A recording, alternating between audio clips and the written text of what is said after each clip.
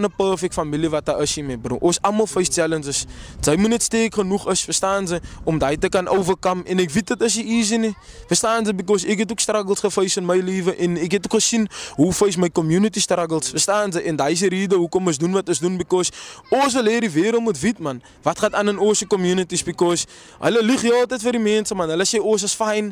Daar's die struggles wat ons deur gaan nie. You know what I mean? Wat sê ze, ons is fine. Ons is nie fine in onze community nie. Ons die gang violence wat aangaan. Ik heb mijn vrienden verloren. En die pad aan mijn vrienden is dood.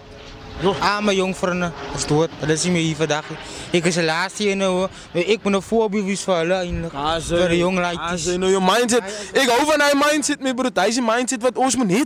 Ons moet 'n example is vir die leiders wat nou opgroei voor ons in die communities en ons moet nou vir hulle beter kan wys. You know what I mean? Sodat ons positive role models kan kry in ons communities, because die role models wat ons het in ons communities is die positive role models.